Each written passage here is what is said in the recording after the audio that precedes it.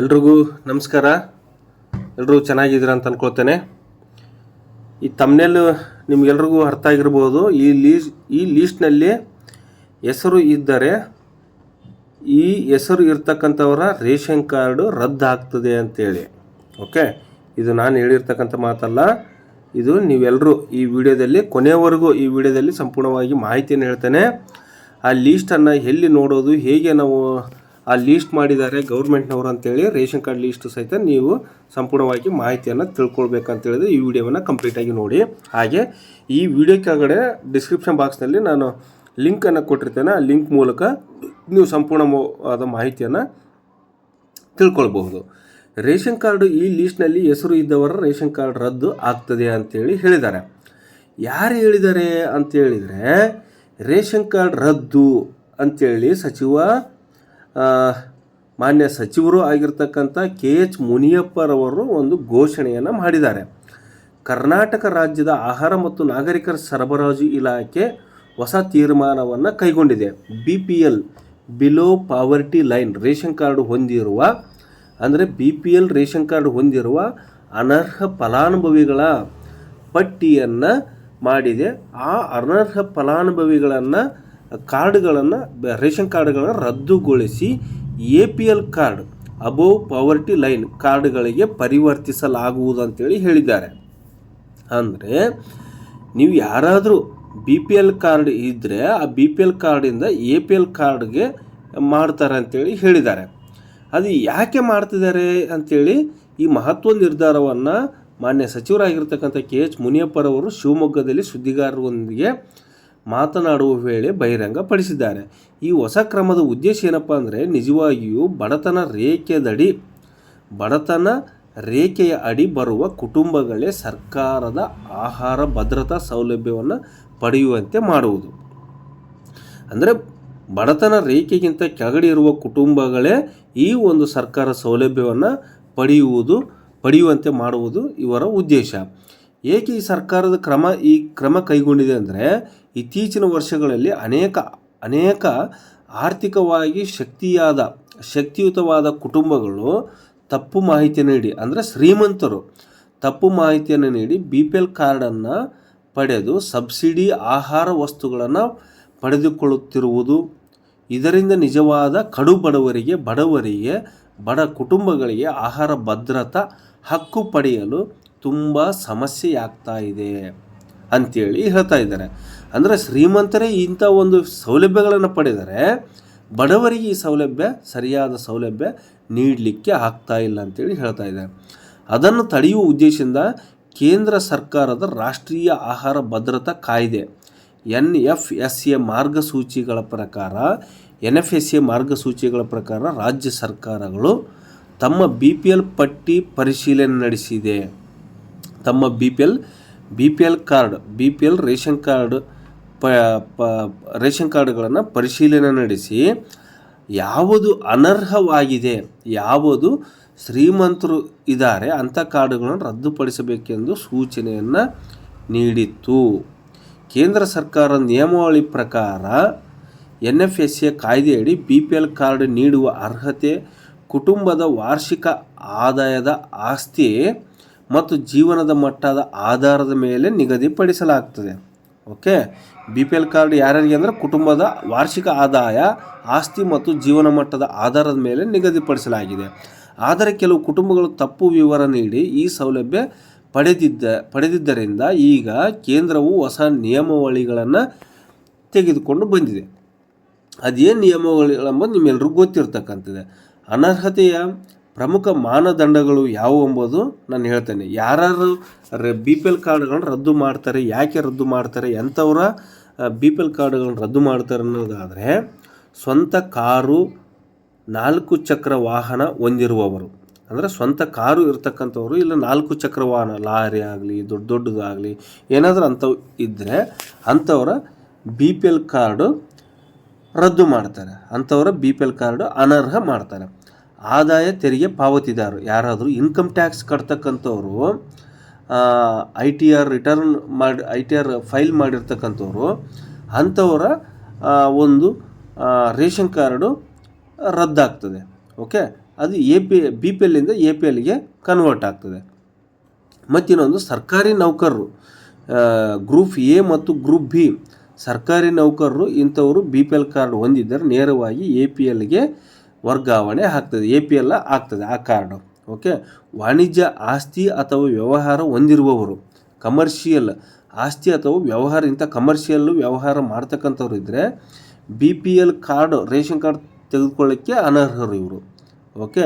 ವಾರ್ಷಿಕ ಆದಾಯ 2 ಲಕ್ಷಕ್ಕಿಂತ ಹೆಚ್ಚು ಇದ್ದರೆ, ವಾರ್ಷಿಕ ಆದಾಯ ನಿಮ್ಮದು ಇನ್ಕಮ್ ಸರ್ಟಿಫಿಕೇಟ್ನಲ್ಲಿ 2 ಲಕ್ಷಕ್ಕಿಂತ ಹೆಚ್ಚು ಆದಾಯ ಅಂತ ಇದ್ದರೆ ಅವರ BPL ಕಾರ್ಡು ಸಹಿತ ರದ್ದಾಗ್ತದೆ. 2 ಲಕ್ಷಕ್ಕಿಂತ ಮೇಲ್ಪಟ್ಟು ನಿಮ್ಮ ಇನ್ಕಮ್ ಇದ್ದರೆ BPL ಕಾರ್ಡ್ ರದ್ದಾಗ್ತದೆ. ಈ ಮಾನದಂಡಗಳ ಆಧಾರದ ಮೇಲೆ ಸುಮಾರು 15% BPL ಕಾರ್ಡುಗಳು ರದ್ದಾಗ್ತವೆ ಅಂತೇಳಿ ಸಚಿವರು ಹೇಳಿದ್ದಾರೆ. ಸಚಿವ KH ಮುನಿಯಪ್ಪರವರು ಹೇಳಿಕೆಗಳು, ಅರ್ಹ ಫಲಾನುಭವಿಗಳಿಗೆ ಮಾತ್ರ ಸರ್ಕಾರವು ಸಂಪೂರ್ಣ ಕಾಳಜಿ ವಹಿಸಿದೆ. ಒಂದೇ ಒಂದು ನಿಜವಾದ ಬಡ ಕುಟುಂಬದ ಕಾರ್ಡ್ ಕೂಡ ರದ್ದಾಗುವುದಿಲ್ಲ. ಯಾವುದೇ ಬಡವರ BPL ಕಾರ್ಡ್ಗಳು ರದ್ದಾಗುವುದಿಲ್ಲ. ಆದರೆ ಅನರ್ಹರು ದುರ್ಬಳಕೆ ಮಾಡದಂತೆ ಕಟ್ಟುನಿಟ್ಟಿನ ಕ್ರಮ ಕೈಗೊಳ್ಳುತ್ತೇವೆ ಅಂತೇಳಿ ಹೇಳಿದ್ದಾರೆ ಆಹಾರ ಸಚಿವರು.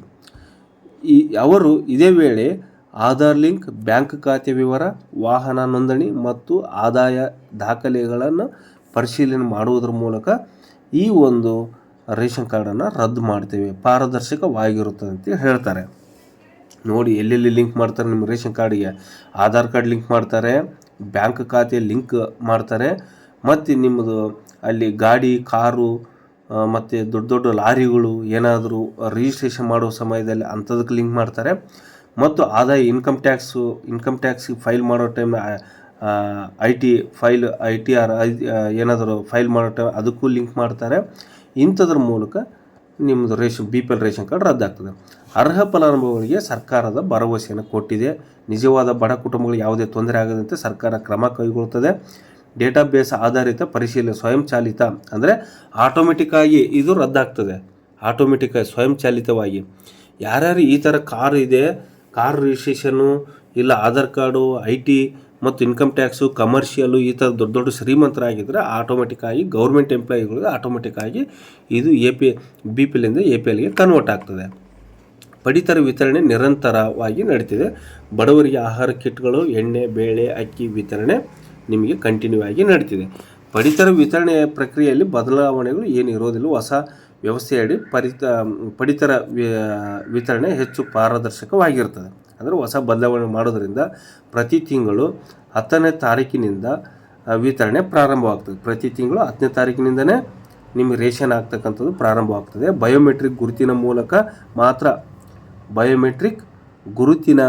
ಮಾತ್ರ ಪಡಿತರ ನಿಮ್ಮದು ಅಕ್ಕಿಯನ್ನು ಹಾಕ್ತಾರೆ. ಮೊಬೈಲ್ SMS ಮೂಲಕ ಅಪ್ಡೇಟ್ ಮಾಡ್ತಾರೆ. ಮೊಬೈಲ್ಗೆ SMS ಮೂಲಕ ಅಪ್ಡೇಟ್ ಮಾಡ್ತಾರೆ ಮತ್ತು ಅರ್ಹತೆ ಆಧಾರದ ಮೇಲೆ ಈ ಒಂದು ಪ್ರಮಾಣದಲ್ಲಿ ಅಕ್ಕಿಯನ್ನು ಎಷ್ಟು kg ಅಕ್ಕಿಯನ್ನು ಕೊಡಬೇಕನ್ನೋದು ಮಾತ್ರ ವಿತರಣೆ ಮಾಡ್ತಾರೆ. ಪಡಿತರ ಅಂಗಡಿ ಮಾಲೀಕರ ಕಮಿಷನ್ ಪಾವತಿ. ಪಡಿತರ ವಿತರಕರ ಬಾಕಿ ಕಮಿಷನ್ ಕುರಿತು ಸಚಿವರು ಸ್ಪಷ್ಟಪಡಿಸಿದ್ದು, ಮೇ ತಿಂಗಳಿನಿಂದ ಸೆಪ್ಟೆಂಬರ್ವರೆಗಿನ ಬಾಕಿ ಮೊತ್ತವನ್ನು ಕೇಂದ್ರ ಮತ್ತು ರಾಜ್ಯದ ಪಾಲು ಸೇರಿಸಿ ಒಂದು ವಾರದೊಳಗೆ ಪಾವತಿಸಲಾಗುವುದೆಂದು ಹೇಳಿದ್ದಾರೆ. ಪಾವತಿ ವಿಧಾನ ಬಂದು ನೇರ ಬ್ಯಾಂಕ್ ಖಾತೆಗೆ DBT ಮೂಲಕ ಪಾವತಿ ಮಾಡ್ತಾರೆ. ಡಿಜಿಟಲ್ ದಾಖಲೆ ಮತ್ತು ಪಾರದರ್ಶಕತೆ ಆಗಿರ್ತದೆ. ಒನ್ ರೇಷನ್ ಕಾರ್ಡ್ ಯೋಜನೆಯನ್ನು ಜಾರಿ ತರ್ತೀವಿ ಅಂತ ಹೇಳಿದ್ದಾರೆ. ಅದು ಎಷ್ಟು ನಿಜ ಎಷ್ಟು ಗೊತ್ತಿಲ್ಲ. One nation one ration card. ಈ ರೇಷನ್ ಕಾರ್ಡು ನೀವು ಕರ್ನಾಟಕದಿಂದ ಆಂಧ್ರಕ್ಕೆ ಹೋಗ್ಬೋದು, ಆಂಧ್ರದಿಂದ ಕರ್ನಾಟಕದಿಂದ ಬಂದಿರ್ಬೋದು. ಒಂದೇ ರೇಷನ್ ಕಾರ್ಡ್ ಇರುತ್ತೆ. ಆ ರೇಷನ್ ಕಾರ್ಡು ಅಲ್ಲಿಂದ ಆಂಧ್ರದಿಂದ ಕರ್ನಾಟಕಕ್ಕೆ ಶಿಫ್ಟ್ ಮಾಡಿಸ್ಕೊಳ್ಬೇಕಾಗ್ತದೆ. ಕರ್ನಾಟಕದವರು ಆಂಧ್ರಕ್ಕೆ ಹೋದರೆ ಅಲ್ಲಿ ಶಿಫ್ಟ್ ಮಾಡ್ಕೋಬೇಕು. ಬಟ್ ರೇಷನ್ ಕಾರ್ಡನ್ನು ಹೊಸ ರೇಷನ್ ಕಾರ್ಡನ್ನು ಹಾಕಿಕೊಂಡು ನೀವು ಅಪ್ಲೈ ಮಾಡುವ ಅವಶ್ಯಕತೆ ಇರೋದಿಲ್ಲ. ಓಕೆ. ಹೊಸ ರೇಷನ್ ಕಾರ್ಡಿಗೆ ಅಪ್ಲೈ ಮಾಡೋ ಅವಶ್ಯಕತೆ ಇರೋದಿಲ್ಲ. ಬೇರೆ ರಾಜ್ಯಗಳಿಗೆ ಹೋದರೆ ರದ್ದಾಗೋದಿಲ್ಲ, ಬೇರೆ ಜಿಲ್ಲೆಗಳಿಗೆ ಹೋದರೆ ರದ್ದಾಗೋದಿಲ್ಲ. Okay. One nation one ration card ಯೋಜನೆ ವಲಸಿಗ ಕಾರ್ಮಿಕರಿಗಾಗಿ ಕೇಂದ್ರ ಸರ್ಕಾರ one nation one ration card ಯೋಜನೆಯು ಕಾರ್ಯನಿರ್ವಹಿಸುತ್ತಿದೆ. ಇದರ ಮೂಲಕ ವ್ಯಕ್ತಿ ಯಾವುದೇ ರಾಜ್ಯದಲ್ಲಿ ಇದ್ದರೂ ತನ್ನ ಅಕ್ಕಿಯನ್ನು ಪಡಿತರವನ್ನು ಪಡೆದುಕೊಳ್ಳಬಹುದು. ಇದರ ಅಡಿಯಲ್ಲಿ ಸೌಲಭ್ಯಗಳು: ತಕ್ಷಣ ರೇಷನ್ ಕಾರ್ಡ್ ನೀಡಿಕೆ ಮಾಡಬೇಕು. ಆಧಾರ್ ಲಿಂಕ್ ಮೂಲಕ ಗುರುತಿನ ದೃಢೀಕರಣ ಮಾಡಿಕೊಳ್ಬೇಕು. ಯಾವುದೇ ಪಡಿತರ ಅಂಗಡಿಗಳಲ್ಲಿ ಪಡೆಯುವ ಅವಕಾಶ ಇರ್ತದೆ. ವಾರ್ಷಿಕ 35 kg ಅಕ್ಕಿ ಮತ್ತು ಪೌಷ್ಟಿಕಾಂಶ ಆಹಾರ ವಿತರಣೆ ಮಾಡುವುದು. ಇದು BPL ಮತ್ತು APL ಕಾರ್ಡ್ಗಳ ಮಧ್ಯೆ ವ್ಯತ್ಯಾಸ ಏನಪ್ಪ ಅಂದರೆ ನಿಮ್ಗೆ ಹೇಳ್ತೇನೆ, ಕೇಳಿಸ್ಕೊಳ್ಳಿ. BPL ಕಾರ್ಡ್ ಅಂದರೆ ಬಡ ಕುಟುಂಬಗಳು ಇರ್ತವೆ. APL ಕಾರ್ಡ್ ಅಂದರೆ ಮಧ್ಯಮ ಮತ್ತು ಶ್ರೀಮಂತ ಕುಟುಂಬಗಳು ಆಗಿರ್ತವೆ. APL ಕುಟುಂಬ ಅಂದರೆ ಇದರಲ್ಲಿ BPL ಕಾರ್ಡ್ದವರಿಗೆ ಉಚಿತ ಅಥವಾ ಸಬ್ಸಿಡಿಯಲ್ಲಿ ಆಹಾರವನ್ನು ಕೊಡ್ತಾರೆ, ಫ್ರೀಯಾಗಿ ಅಕ್ಕಿ ಬೇಳೆ ಹಾಕ್ತಾರೆ. ಅದೇ APLದವ್ರಿಗೆ ಆದರೆ ಮಾರುಕಟ್ಟೆ ಬೆಲೆಗೆ ಪಡಿತರವನ್ನು ಹಾಕ್ತಾರೆ. APL ಕಾರ್ಡ್ದವ್ರು ಸಹ ಅಕ್ಕಿಯನ್ನು ಹಾಕಿಸ್ಕೊಳ್ಬೋದು, ಬಟ್ ಆದರೆ ಅಲ್ಲಿಗೆ ಹೋಗಿ ಮಾರ್ಕೆಟ್ ರೇಟ್ ಎಷ್ಟಿರುತ್ತೆ ಅಕ್ಕಿ ಆ ರೇಟಿಗೆ ಕೊಡ್ತಾರೆ. ಅಲ್ಲಿ ಬೇಳೆ ಆಗಲಿ ಅಕ್ಕಿ ಆಗಲಿ ಎಲ್ಲವುದು ಅಲ್ಲಿ ಮಾರ್ಕೆಟ್ ರೇಟಿಗೆ ಕೊಡ್ತಾರೆ APL ಕಾರ್ಡ್ದವ್ರಿಗೆ. ಓಕೆ, BPL ಕಾರ್ಡ್ದವರಿಗೆ 35 kg ಅಕ್ಕಿ, ಎಣ್ಣೆ, ಬೇಳೆ ಕೊಡ್ತಾರೆ. APL ಕಾರ್ಡ್ದವರಿಗೆ ಸೀಮಿತ ಪ್ರಮಾಣ, ಎಷ್ಟು ಮಾಮೂಲು ಕಡಿಮೆ KGಯಲ್ಲಿ ಹಾಕ್ತಾರೆ. ಸೀಮಿತ ಪ್ರಮಾಣ ಅಥವಾ ಪಾವತಿ ಅಗತ್ಯ ಇದ್ದರೆ ಮಾತ್ರ ಅವ್ರು ಕೊಡ್ತಾರೆ. ಆದಾಯ BPL ಕಾರ್ಡ್ದವರಿಗೆ ಆದಾಯ 1 ಲಕ್ಷಕ್ಕಿಂತ ಕಡಿಮೆ ಇರಬೇಕು. APL ಕಾರ್ಡ್ದವರು 1 ಲಕ್ಷಕ್ಕಿಂತ ಹೆಚ್ಚಿರ್ತಾರೆ. ಅಂಥವರು APL ಕಾರ್ಡು BPL ಕಾರ್ಡ್ ಅಂತೇಳಿ ನಾವು ಈ ಥರನ ವ್ಯತ್ಯಾಸದಿಂದ ನೋಡಬಹುದು. ಅರ್ಜಿ ಮತ್ತು ಪರಿಶೀಲನೆ ಪ್ರಕ್ರಿಯೆ ಆಧಾರ್ ಕಾರ್ಡ್ ಮತ್ತು ಬ್ಯಾಂಕ್ ಲಿಂಕ್ ಕಡ್ಡಾಯ ಆಗಿರ್ತದೆ.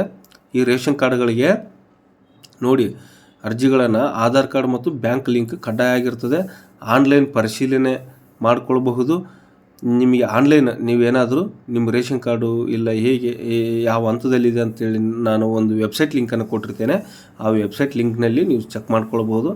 ಅನರ್ಹ ಫಲಾನುಭವಿಗಳಿಗೆ SMS ಮೂಲಕ ಕಾರ್ಡ್ ರದ್ದು ಆಗಿದೆ ಅಂತೇಳಿ ನಿಮಗೆ ಸೂಚನೆ ಕೊಡ್ತಾರೆ. ನಿಮಗೆ ಏನಾದರೂ ರೇಷನ್ ಕಾರ್ಡ್ ರದ್ದಾಗಿದ್ದರೆ, ಕ್ಯಾನ್ಸಲ್ ಆಗಿದ್ದರೆ, ಆ ರೇಷನ್ ಕಾರ್ಡ್ ಕ್ಯಾನ್ಸಲ್ ಆಗಿದೆ ಅಂತೇಳಿ ನಿಮಗೆ ಒಂದು ಮೆಸೇಜ್ ಮೂಲಕ ಕಳಿಸಿ ಕೊಡ್ತಾರೆ.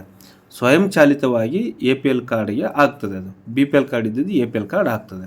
ಓಕೆ, ದೂರು ನಿವಾರಣೆ ಮತ್ತು ತಹಶೀಲ್ದಾರ್ ಕಚೇರಿ ಅಥವಾ ಸಾರ್ವಜನಿಕ ಸಹಾಯವಾಣಿ ಹೆಲ್ಪ್ಲೈನ್ ಮೂಲಕ ನೀವು ಕಂಪ್ಲೇಂಟನ್ನು ಕೊಡ್ಬೋದು.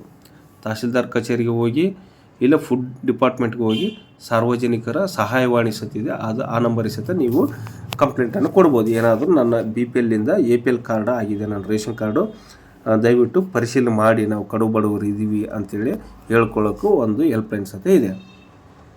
ಓಕೆ, ಇಷ್ಟೆಲ್ಲ ನಾನು ಮಾಹಿತಿಯನ್ನು ನಿಮ್ಮ ಕಾರ್ಡ್ ಸ್ಥಿತಿ ಎಲ್ಲಿದೆ, ಹೇಗಿದೆ ಅಂಥೇಳಿ ನಾನು ವೆಬ್ಸೈಟ್ ಲಿಂಕ್ ಸಹಿತ ಕೊಟ್ಟಿರ್ತೇನೆ. ಈ ವಿಡಿಯೋ ಕೆಳಗಡೆ ಡಿಸ್ಕ್ರಿಪ್ಷನ್ ಬಾಕ್ಸ್ನಲ್ಲಿ ವೆಬ್ಸೈಟ್ ಲಿಂಕ್ ಕೊಟ್ಟಿರ್ತಾರೆ, ಅದ್ರ ಮೂಲಕ ನೀವು ಮಾಹಿತಿಯನ್ನು ಚೆಕ್ ಮಾಡ್ಕೊಳ್ಬಹುದು. ಓಕೆ ಫ್ರೆಂಡ್ಸ್, ಇಷ್ಟೊತ್ತು ಈ ವಿಡಿಯೋ ನೋಡಿ ಸಪೋರ್ಟ್ ಮಾಡಿದ್ದಕ್ಕಾಗಿ ತುಂಬ ಧನ್ಯವಾದಗಳು. ಹೀಗೆ ಸಪೋರ್ಟ್ ನಿರಂತರವಾಗಿರಲಿ.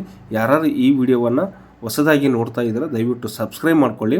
ಪಕ್ಕದಲ್ಲಿರ್ತಕ್ಕಂಥ ಬೆಲ್ ಐಕನ್ ಆಲ್ ಅಂತ ಮಾಡಿ, ಲೈಕ್ ಮಾಡಿ, ಶೇರ್ ಮಾಡಿ. ಇಂತಿ ನಿಮ್ಮ ಪ್ರೀತಿಯ ಬಳ್ಳಾರಿಯ ಯುವಕ. ಧನ್ಯವಾದಗಳೊಂದಿಗೆ.